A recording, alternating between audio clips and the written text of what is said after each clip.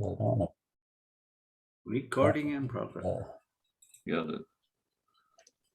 Yeah, so Nina is no different to any Sequence Generator Pro or any of the other kind of image sequencers. It's just how it's organized is slightly different. Its approach is slightly different as well. But I think it's kind of cleaner as well, and well laid out once you get your head around it. So you've got your camera, your filter wheel, we'll connect that as well. So again, you'll just select your filter wheel here. It has support for native and via ASCOM. Focuser, I have a Sesto Senso 2, rotator I don't have. It has built-in manual rotator, which is handy as well, which you can connect. And if you set an angle in your framing wizard, it'll prompt you to manually rotate, and it'll take plates off until you get within some tolerance, which is kind of handy. Telescope for tonight, I don't have my mount set up, but we'll just use the simulator. Guider, PhD 2. Again, you've got a selection of guiders, but let's do PhD 2. Switch, if you had it, I had an Eagle. Flat panel, if you have one, it can control as well. There's a flat wizard built in. We'll get to that later. Weather, if you have a weathered, I have an Echo 2. I don't have a dome. It's not yet. So yeah, I mean, that it's all fairly straightforward. It'll pull everything in from the camera. So it's pulled in from the ZWO camera, its sensor size, pixel size, etc., what the default gain is and its offset, etc. You can change those if you want. So that's all fairly, that's basically all the equipment that you have is under this equipment tab. So you go through and you connect away. Down here at the bottom, you have a big connect. So if I press that, it will connect all devices that you have registered. So if you have your camera, everything registered. So I should jump into that for a sec. So profiles. So under options, profiles. So you can have profiles for different equipment if you have it, and it can change. So sometimes I might swap the camera out, or have a different. I'm controlling a different telescope or whatnot. So you'll have a profile for each, and that'll change. So you might have a different camera for that profile, or a different filter wheel for that profile. Or if you filter offsets, if you've done that, etc., or you might have a rotator on one or not. Even your guider setup might be different depending on the telescope, if you have an off-axis guider or whatnot. But so your profiles will remember everything, and you can save your profile and load up any profile, or swap over profiles, or run multiple instances of Nina with different profiles in each as well. Oh, just one question. Can I interrupt? Yeah. You mentioned the offsets. When you were mentioning the filter wheel, so that has the option to do all the offsets for different. Yeah, absolutely. Yeah, absolutely. So here we have we'll jump into that for a sec. So our autofocus settings here, we've got all our filter offsets. Okay, yeah. And that's I have it disabled, but just enable it, and you select which filter you want autofocus. For autofocus. Yeah. That's handy. And it'll remember that. And when we get to the plugins, we'll talk about there's a nice plugin that helps you to automate the filter offsets. Okay. So that's all our equipment. I think that's kind of nice and neat. Everything's in one place under equipment. Everything that you might have, you just connect away. Either if you have if you're using the native drivers for it, or you're going over ASCOM, you can just connect to it, and away you go, and it automatically starts up. I had PhD 2 started up already, but once you connect to PhD 2, if it's not started, it will start it up. Next up then in Nina is the Sky, the Atlas, which is a nice tool. Let's see, let's go for the owl. Is sorry, Tom, that Atlas, is it part of the default, or do you need to? No, that's part of Nina. I wasn't sure. Yeah. I haven't messed with that bit yet. I got all equipment all connected, and and that's as far as I got yet. So, okay. It's the same as me. Here now, where's that not searching for me? Parent size, water. It's not on the web or something. Only just type it here and search, and away it goes. It's not finding anything. Date of horizon. I'm surely on the web, isn't I? I'm remoting in. Oh yeah, what's this giving out? An orange thing up there. If you have it on cache there in your machine, you can load it from the cache. Yeah. That's the first time that's not worked for me now. Should have got that earlier. Okay, anyway, the Sky Atlas, it's pretty handy. So it's, yeah, you look up object, you can filter objects out depending on some conditions here. If you want to make sure it's above your horizon, or it's going to be above your horizon for some length of time, you can filter out and look for what to image tonight, and you can sort then by transit time or magnitude, whatever you want to sort by. I don't know why that's not working. It's the curse of the demo, isn't it? That's never not worked before. But once you find something here, you can, if you find something to your liking, you can then go into framing. And let's just pretend that's what we're looking at. Don't know what we're looking at here, but we'll take it. So for your framing, so it knows the image scale from the camera, pulls all that in. You've got a couple of different sources that you can pull your image from. The HIPS2 is what I typically use. I think it's the nicest one. There's an offline framing as well, Sky Atlas. But the HIPS2 is good. You can load image. If you have a file as well, so if you have a fit file that you've had from a previous night, you select file here, and you can load that image. Here we go, 106. So I can load that in from a previous night, and this will give me the exact array and depth that I used on the previous night. So if you're doing multiple sessions, it's quite handy. So here would have been my framing from that M106 I posted. So there's the M106 and friends. That's quite handy. Also on here, determine rotation from camera. So this would take a picture from your camera as it is now and plate solve and set the rotation to be whatever your current rotation of your camera if you changed it from a previous night, which is kind of handy. Down here, then you'll see there's a lot, this little chart here. I've got my horizon file or my horizon set here. Mm-hmm. This is your nautical dusk here and your astronomical dusk, and then your nighttime. And this is your object you were looking at the moment. That's our M106, and you'll see it when it's going to transit and what time it is now, which is kind of nice. How did you get the profile of your horizon? Or you just plotted it or something? Yeah, so you can just use your phone. If you want to do the hard way, you can just use the angle on your phone, focus on your phone and go up and just jot down numbers. Oh, all it is if I can find it now. Here we go. I see, just a plot. Yeah. So basically your angle and then your altitude. Very good. So taking off of those points and away you go. Very good. So just go around 360 degrees. It is handy, and you'll see now when I get to the advanced sequencer, it has some nice features for using the horizon as well.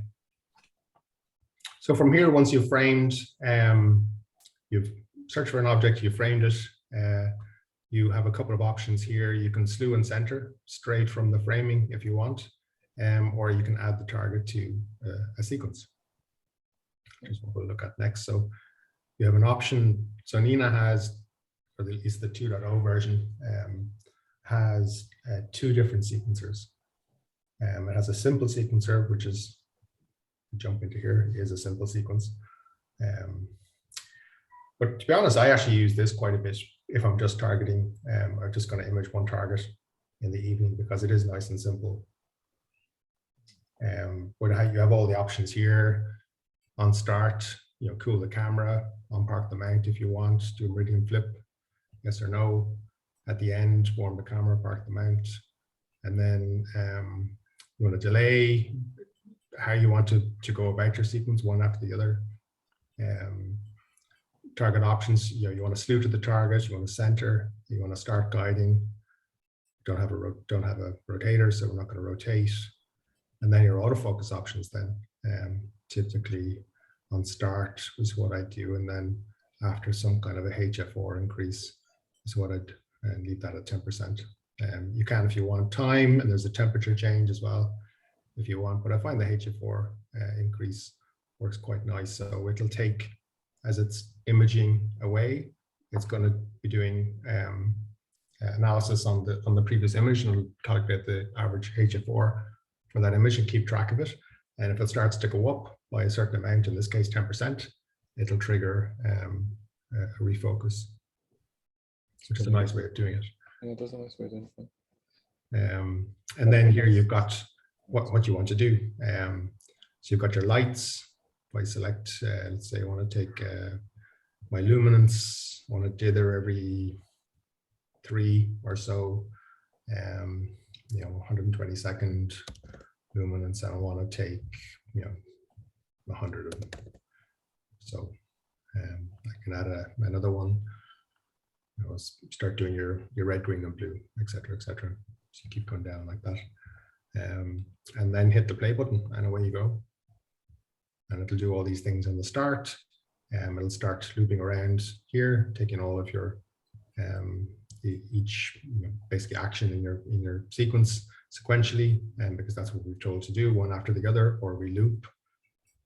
So you could decide to have your red, green, and blue. We take 10, 10, 10, 10, and just keep looping around for some end condition. And by default, it picks the gain or the offset, whatever the default gain and offset that you have. You can change that here if you want. So by default, it's 100. If you want to take, if you're taking your narrow band, you might keep it at 100. If you're taking your red, green, and blue, maybe you want to drop that down, so you can have longer exposures. That's all very simple, I think, and nice and useful. But there's also this advanced sequencer. So if we go back into our framing for a sec, and we can choose then, I like Patriot Astro. He has put up online all his sequences and templates. And that's all a template and sequences, all XML files behind the hood. You can create your own if you want and save them. Probably easiest if I just demo it rather than talk about it. So let's say for this is, let's say it's going to be a mono LRGB with offsets. And it's then going to create this rather daunting looking sequence. But it has a lot of functionality, and it breaks everything down, and it gives you a lot more control over exactly what is going to happen and when you'd like things to happen as well. So it is quite complicated, and I think if you're not used to the basic sequencer, it's going to confuse you probably a little bit. But I think some people here who might be used to the basic sequencer can kind of see the value add. So I think there's some value in me going through this, I think. So everything's kind of broken down into sequences, which are made up of, oops, in this particular case, it's, sorry, press it once, wait for it to do something, there we go. This particular one, it has a target, so this is a target sequence. So we have a target, we have loop conditions, and with a set of instructions. So for this particular target, we have this is our M106. It's going to define what our RA and deck is, the rotation that we have. What this particular sequence does is we have our triggers, which will execute themselves after every instruction and test some condition. So do we want to do a meridian flip? Yes or no? The center and drift. This is quite handy if you've had clouds come along and for some period of time you're going unguided. The center and drift will recenter you. It's looking at taking exposures, and if you're more than some defined amount away from where you should be, then it'll recenter and then restore guiding, etc.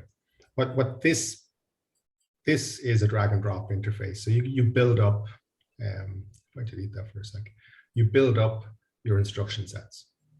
Maybe I should have started there. So if I drag a sequential instruction set here, it's basically your set of triggers, your loop conditions, and your set of instructions. And you can nest these and build them up. And that's what I was showing you with that kind of pre-built one. And it's a good starting place as well to kind of download, I think, other people's and have a look and see how they've kind of constructed it, because it does get kind of a bit complicated, and because you can start nesting. But I think if you start getting your head around it, there's a lot of control here. So if you want more, if the basic sequencer isn't enough for you and you want more control, I think this advanced sequencer is great, and it gives you that control. So you can do things like wait for astronomical darkness, or wait for your target to be above the horizon, or I want to keep on this target as long as the moon is more than 40 degrees away, or I want to keep doing HA in this target while the moon is 60 degrees or less than 60 degrees away. And you want to build up your sequences like that. So if you want to get the absolute most out of your night, and you want to have that level of control, this gives it to you. But it comes at a cost, because it is kind of complicated, I would say.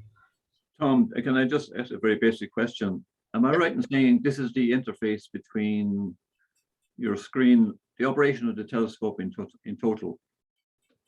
In other words, this is a remote connection to your telescope, correct? So I have a little Eagle, which is a little computer that sits on top of the telescope. Yeah. And I'm remoting in from my laptop here. Is that wireless? Yes. Yeah. Okay. So you're basically controlling the telescope completely, and you're doing, locating, driving it, whatever the case may be. I'm sitting on the couch while this is all happening. Okay, I got you. I understand now. Yeah. So this is software to automate the telescope. Yeah. Capture. Yeah. Image capture. Yeah. Yeah. So this will tell the telescope, okay, now I want to start targeting M33. Okay. It knows what the RA and deck is, and then you're basically telling it, I want to take LRGB, I want to take 100 luminance, I want to take 100 red, green, and blue. If I go out of focus, refocus. If clouds come in and I drift a little bit, recenter. Okay. Okay. And it does all the plate solving and everything. So, when you say you want M33, it's going to take a picture. It's going to move, slew the telescope there. It's going to take a picture, and if it's out by some tolerance, it's going to try and recenter, and it'll loop over that until it's within some tolerance. So yeah, that's what this software does. And any Sequence Generator Pro does all of this as well, and everything other than the advanced sequencer you'll get in almost all the Maxim does it, Sequence Generator Pro does it. What I think is different with Nina is this advanced sequencer.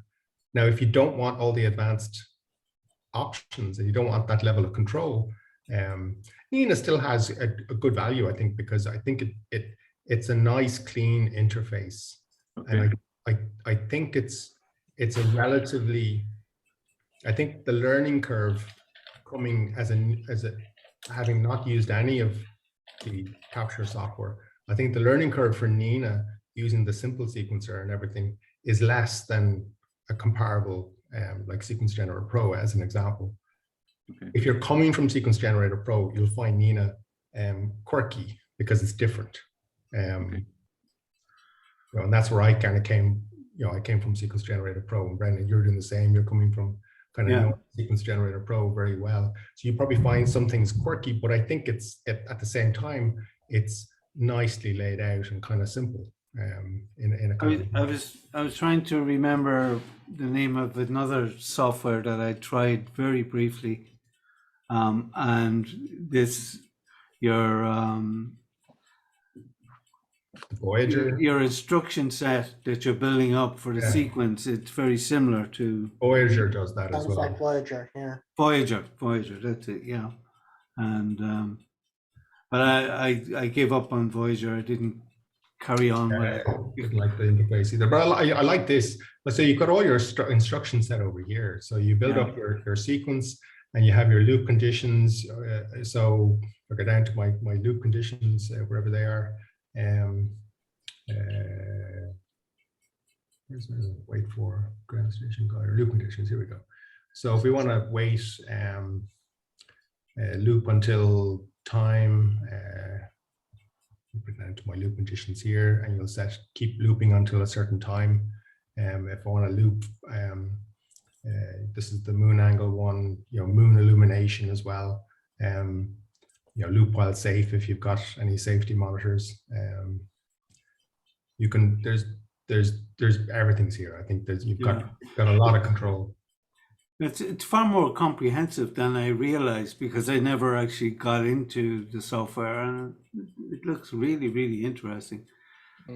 Tom, I have just more of a basic question. Yep. You know, for example, we were doing polar alignment and things like that. Yep. How do you achieve, you know, say you've got all the things connected, you know what the polar line. Yep. Where do you go on that? Like, I was a bit lost. I didn't spend a lot of time poking around on it, in fairness. Yeah, so it doesn't have it built in, but there's a plugin called 3-star polar alignment that you have to download and install. We haven't talked about the plugins yet, but the plugins, I think the basic Nina as it comes out of the box is, you know, it's got, I don't think there's nothing I can think of at least that it has or it doesn't have that Sequence Generator Pro has or doesn't have. But what really sets it apart, I think, is the plugins. And I think and it's only at the start. I think this is really going to open up a lot. You know, if we look at the available plugins here. Oh right, I didn't see that. But all right, okay. There's plugins for, you know, a huge amount of stuff already. The 3-star polar alignment is quite neat, and that works quite nicely. This synchronization is a plugin for if you want to run multiple instances of Nina and have the synchronized dither. Yeah, right. The session metadata is kind of nice as well, so it's going to save out a file of and keep track of everything. So you've got your imaging session, and it saves out a file. Well, I use this telescope, this camera, this is my target, these are all the images I took, and here's the, you know, the plate solve results for all those images and the HF4 for all those images. And when I did a focus run and everything, which is kind of nice. The moon angle is a nice kind of neat one to plug in if you want to, you know, make sure you got all your targets and you know, you don't want to do RGB if you're too close to the moon. As an example, the PixInsight one is a good one, Tom. Yeah. I use that for live stacking. Live stacking because it opens up PixInsight and does live stacking, which is a nice way to use the two environments together. Yeah. No, as I say, there's a huge you know, this has a lot of what's the word I'm looking for? Ability to grow into something even more than it is at the moment, and as it stands, it's all pretty cool. The smart meridian flip is kind of cool as well, that you can actually break down a meridian flip into its parts. So if you want to add in, and it's got the ability to notify you as well. So You can set up, what is it I have on my, there's Grand Station here. I have pushover on my iPhone set up, and you can get it to send you notifications, you know, to say, hey, we're about to do a meridian flip. I'll get a message on my phone. And you can put a wait in there as well. So it sends me a message, it waits for 5 minutes, gives me enough time to go out and make sure the cables are where they should be before it does the flip. Very good. So say you're doing a polar line, well, how do you achieve that with the 3-point? Yeah, so you have this plugin, yeah, and then back in the imaging page, we'll have our 3-point polar alignment here, and you just hit play. Right. So you'll see it up here in tools, 3-star polar alignment. That's it there. So if you don't see it down here in your tabs, just enable it up here, and it'll appear here, and then press play. And there's some settings here. So where do you want to start? You know, the default are fine. You know, 50. Yeah, fair enough. Yeah, 55 degrees, 22 minutes, somewhere close. in a good place. Yeah. And press play and follow the instructions. Okay, no, I was trying to figure out where it was, and I was like, Jesus, it's not very obvious. So no, that's grand. And then for the focus stuff. Yeah, for the focus, I'd recommend there's a Hocus Focus plugin. Now it's got built-in focusing, which is great. But this Hocus Focus has a bit of value add in it. It's actually much quicker as well. Right. And it's got this really nice, you were saying you have some tilt. It's got this aberration inspector built into it as well. So it will estimate the back focus and tilt errors that you have. So you can take a picture and it'll do the analysis there, and it generates like the full width half max contour plots and eccentricity as well. Yeah, I need to get build that thing that you have, the tilt inspector thing. Yeah, well, this basically now replaces CCD inspector. Yeah, the CCD actually, it's very obvious when you put it in the CCD, the inspector, that there's a tilt on one side of the. That's what this Hocus Focus now does. That's a new feature of it. Very good. ASTAP will do it also. Yeah, because that has a function thing. I haven't got around to trying to fix it yet. So, but anyway, look, I'll get there in the end, I think. Yeah, so these, like, there's, as I say, there's plugins for all these different mounts. If you happen to have a 10 micron astrophysics or a plane wave mount, you've got extra stuff here to help you. This exoplanets is kind of cool as well. So this will help the manual effort in doing what do you call that, photometry for exoplanets, which is kind of good. Peter Asser had a good video on it. Yeah, it has the GNS, the good night sleep plugin as well. If you use that, Lightbook, it can publish your images up and what you're targeting for the evening. It's a bit of a social network thing. Or Bookculum can look ahead in the future at what your next target is. Pix Insight tools as well. As you were saying, that's quite handy for doing live stacking. Remote copy as well, if you want to set it up for, you're taking your images and you want to remote copy them to your main PC or do a backup somewhere. As I say, this is just going to grow. I think there's a lot here already in terms of the plugins and how that can extend Nina and extend it in very useful ways. And I think there's only going to be more. Like this lens AF is for Canon. I'm waiting for somebody to write one for Sony, but this is an autofocus for Canon cameras, which is a plugin, which is great. So this will use the actual focus. You don't need a obsessive sensor or a EAF. This will use the focus and actually do a focus routine, like building a curve, using the autofocus that you have built into the camera. which is kind of cool. So people can extend that out. So and people are, this is what they're doing. So there's a whole community of people writing these plugins and building them out, which is great. So it's only a matter of time before there's a Sony one and a Fuji one, etc., I'm sure, and mount tools as well. I'm sure people are working on extending that out for other mounts. Yeah, there seems to be a high overlap between people who are writing for PixInsight and people who are writing for Nina. Yeah, there seems to be a good overlap, so the two of them are going to become more and more integrated over time. Yeah.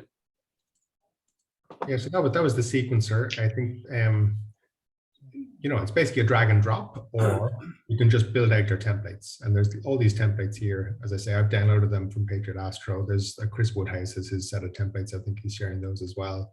And there's other people sharing their templates, and you can just use those. And he's got nice ones for each, the mono LRGB with filter offsets. If you've got a rotator, he's got one built in there. You're doing your SHO with offsets, mono camera, it's one-shot color rotate. He's even got ones here for taking your bias and dark frames and exoplanet transit and time lapse imaging, if you want to do that as well, and start and end sequences as well. The main imaging tab then that's the bread and butter where you're going to be most of the time. So it's all drag and drop. So if I wanted to put this, HFR over here or under here, for example, you can do that, mess around and set it up the way that you'd like, and it'll save that as part of the profile as well. Normal imaging, if you want to take, you set your exposure time here. Should be able to take one, should I have a camera connected? Oh, here you go. Here, I'm taking some noise, picture of some noise. And you can, the usual, scroll around, zoom in. You have your aberration inspector up there as well. There's not much else here. You've got your sequence. This is actually quite nice. It'll show if you've got a very complicated sequence. Go back into our framing wizard here, and let's go. Let's pick a more complicated one. And then back into our imaging. It's got all the sequence nicely, and you'll see those looping around which one you're on, which is kind of nice. Let's back in here, so let's see the full sequence here. So you'll see the full sequence as it's going down through all its steps, and you can monitor and keep track of everything. You got your stats. It'll keep there's a HF4 history, which is kind of nice. It'll graph out number of stars, the HF4 as it's going up or down, and then when you've done your autofocus runs, you got your image history as well, so you can scroll back and have a look at any image. You can double click it and it'll load it up here. You can see if your something happened and when it happened. Those clouds came in. You can thumb up and thumb down your images as well as you're going, which is kind of handy. If there was one dodgy one where you went out and bumped the mount or something, you can, not have to wait till the next day. You can thumb down that image. Camera, focuser, rotator, the usual stuff here. Options then, again, you got on your profiles, you can have different color schemes, which is kind of cool as well.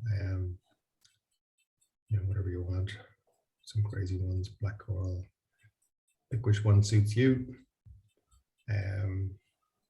Again, for your filter wheel, you can give names to your filters. If you've got a planetarium, you can set which planetarium it is. Telescope, give it a name, whether you want to sync or not. Focal length, focal ratio of your scope. Your camera that's picked in or pulled in. If you use the native drivers, at least for ZWO, it's pulled in. Your weather, if you want to use open weather, you can put in your keys here. Autofocus one then, and we could spend some time here. All right, so there's the use filter offsets if you have them. Oh yeah, there's a plugin for that, which is back to imaging.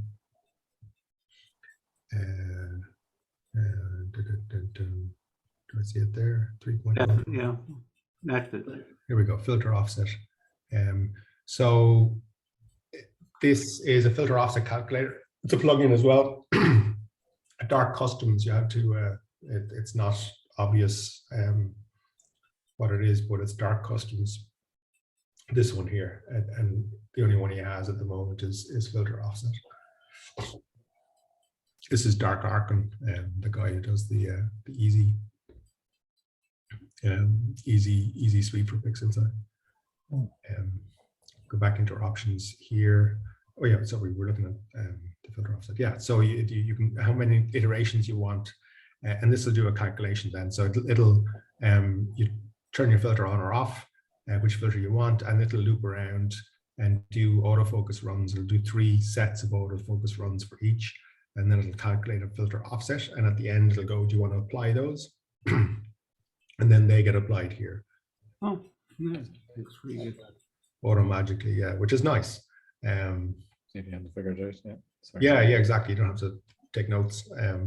It'll do it, and then it'll say what you want. Do you want to set this filter as your base filter, and everything else is offset from it. So yeah, that's what I did. So my luminance is my autofocus filter, and then it's the offsets from my luminance. Then, and this has the curve fitting that you want to do as part of your autofocus run. How many steps, the usual autofocus kind of stuff, number of attempts it does. This is kind of a nice, so you can outer crop and inner crop. So if you just want to focus, if you don't want to get your corners, you can bring that down. I think by default this is 1, so it goes all the way out to the edge, and this is 0, so it doesn't crop anything. But if you just want to take the kind of stuff in the middle to focus on, that's a good way of doing it. Your R squared threshold, what for you is a good autofocus run. I think by default it's 0.7, but you can bump that up to 0.9 or so. So if you want a good that, so this attempt that it does, there's 3 attempts, it has to pass this threshold that you set as being how good the curve is fit. So I assume you still have to get the focus fairly close. Yes. Yeah, it's got to be close. Yeah, exactly. So you just do just do that manually at the start. Just in and out, take some images, get it relatively close. It kind of looks like it's okay, and then the autofocus will go from there. So obviously you have to come up with your own, step size, number of attempts, or the initial offset number of offsets it's going to do, number of points it's going to do, and then this overshoot is quite good as well. So I find this quite useful. So it will overshoot. So this tries to get the backlash compensation rather than coming up with your own backlash.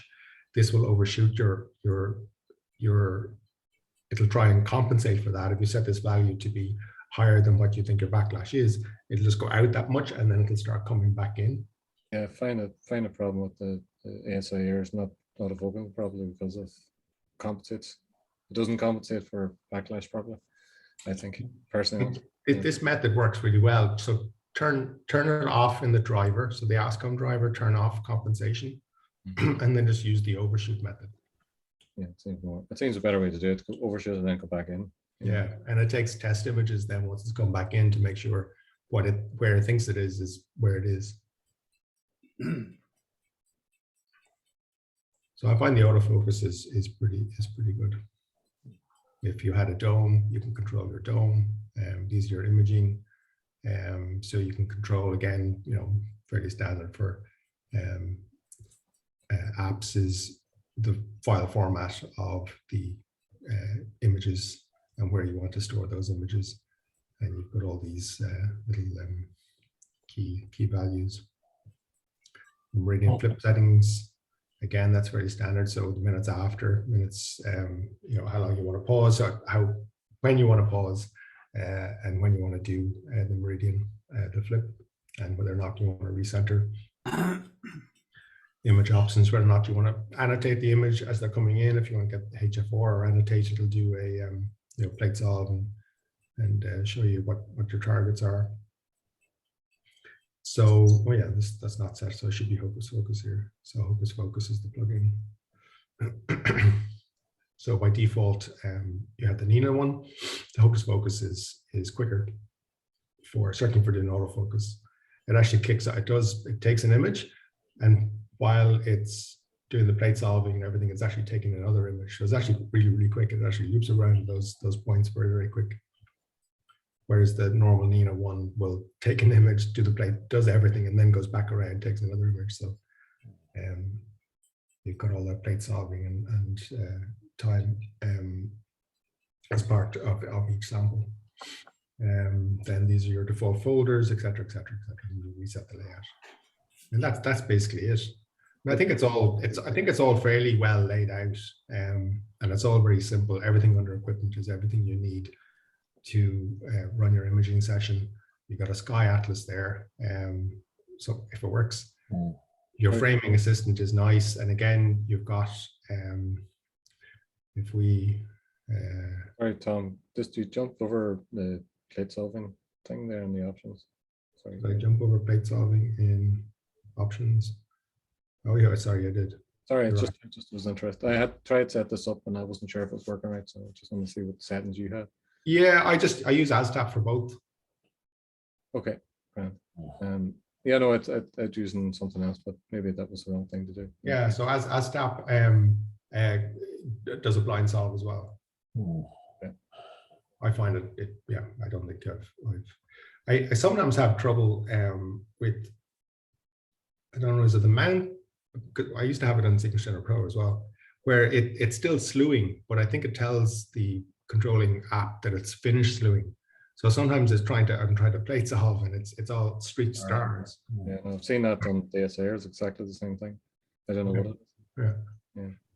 Anyway. Well, with software, isn't it? You tend to get married to one and you stick with it, and you know that's the problem with a lot of software. Yeah. Yeah, with this, your plate solver settings, ASTAP, you just download ASTAP and then you point it, you tell it where ASTAP is, and then you set that. That's all I've done. I know you can set astrometry.net and it goes off to the net and stuff, but I find ASTAP works great. I didn't know ASTAP did the blind solver too. I've never used it as a blind solver. Must try it. And it's quick as well, much quicker than going using astrometry.net over the web. Yeah, I was trying to use that and it wasn't very successful, to be honest. Yeah, well, that's good. Good to know. There's all these settings you sort of need to trying to figure out. You know, there's a lot of settings and stuff compared. Yeah, but that's the same for every program. You know, you have to figure out where to set these things. But I think Nina is actually fairly nicely laid out. Once you get used to it, the same as anything. Yeah. But I think getting used to that looks like it wouldn't take such a big step to actually find your way in and around that one. Yeah, I think Nina is as I said, if you're not used to any if you're not used to Sequence Generator Pro or Maxim or Nebulosity or whatever, or Voyager, wherever you come from, if you're not used to anything, I think Nina is has a low, I wouldn't say much lower, but it has a lower learning curve than any of the other ones. How they've organized stuff, I think, is nice. And it's free. And it's free as well. And the plugins, I think, I keep harping on about it, but I think these plugins, we're going to see a lot of great, cool things happening here. You know, even with the, as I was saying, with that Hocus Focus now, it's basically CCD inspector built in. You're going to start seeing a lot of this, and your 10 micron astrophysics tools, they've got all the doing the model kind of built into Nina. You can control everything, so it can go off and build your model for this evening, and do target-based modeling as well, and all that kind of stuff. It's kind of pretty cool. Is that what you bought, Tom? Huh?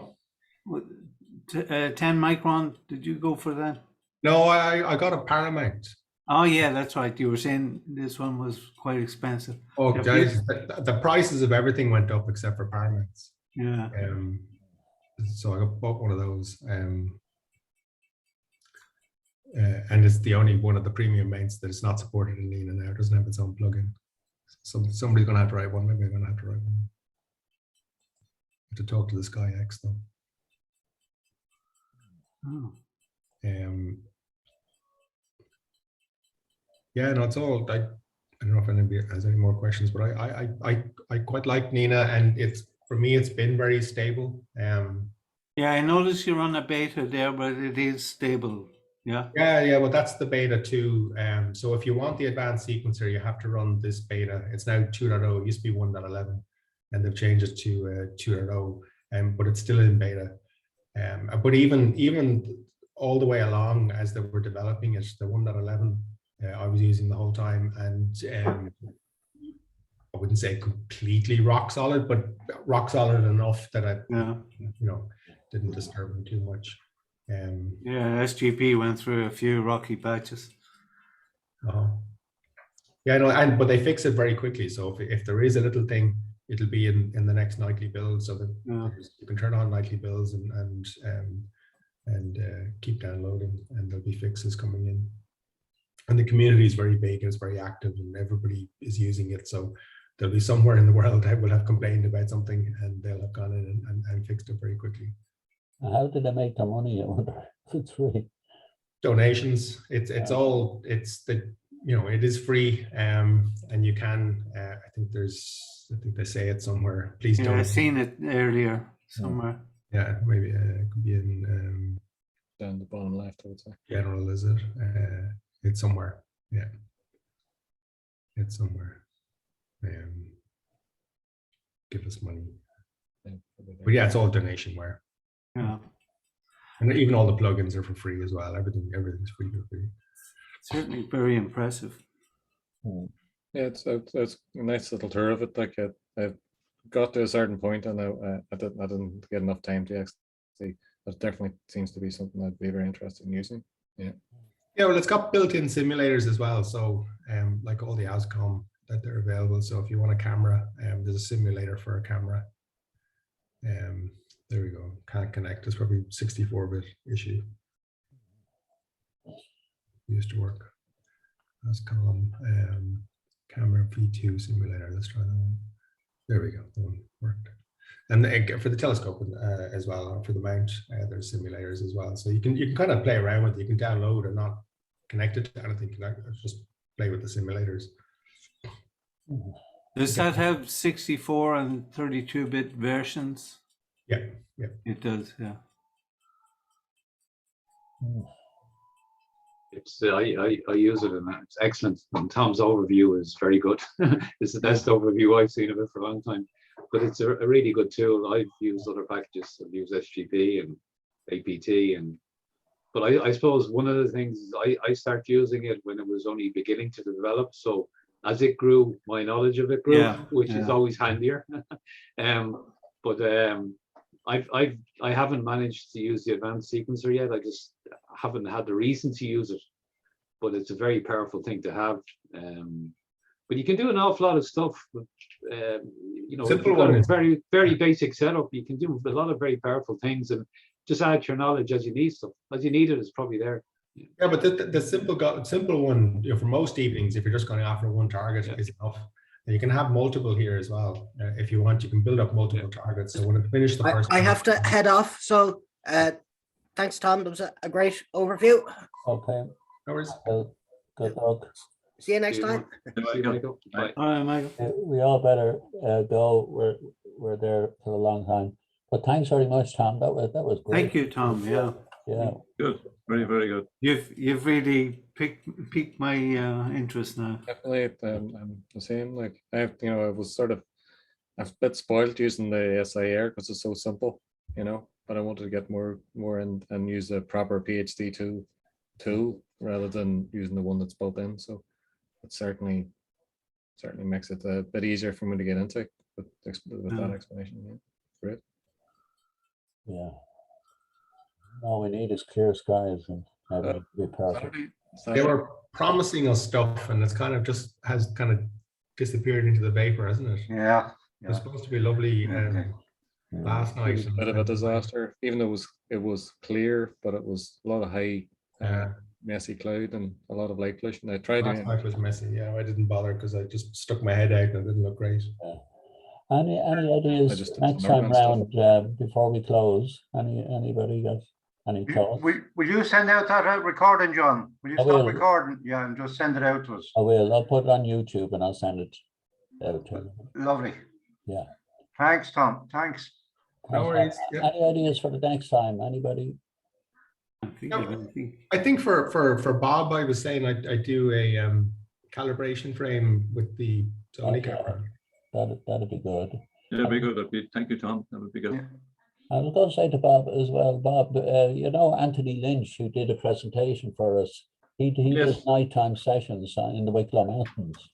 So, and he, you know, maybe he gets 2 or 3 people together and you go up and, you know, with your cameras. So maybe. That'd be a hands-on thing. Very good. Or Yeah, where do you live, Bob? Anyway, it just doesn't matter. I live in Enniskerry in Wicklow, which is All right, okay. reasonably good, and I quite close by the Sugarloaf and stuff, you know. So, Yeah. Well, like anytime I'm like heading that way, sure, if you're interested, I can certainly. oh yeah, I would love to, I definitely would join you. Yeah, I'm just on the Dublin side of Enniskerry, near the petrol station as you come to the village. Yeah, no, Oh, yes, yeah. Ballyman Road. It's a pity you didn't get in touch with Michael Murphy there a few minutes ago. He's regularly down in the car park there at the Sugarloaf. Oh yeah, the car park I know quite well, yeah, because I go flying model aircraft up near there. all right, I've seen them. I've seen model aircraft actually flying. Must have been yourself. One stage. Yeah, I've spent about go there 2 or 3 times a week, All right. and then a few more days fixing them up from crashes. Yeah, very good. Very good. You'll be going to Ukraine now with the model. Sneak them in the back door, you know. Exactly. Listen, everybody, thanks very much again. So, Yeah, that was a good session. Thanks again, Tom. Again. John, I'll give you a ring tomorrow, okay? Oh, okay, mate. Cheers, lads. Bye-bye. Bye. Bye-bye. Have a good night. Bye.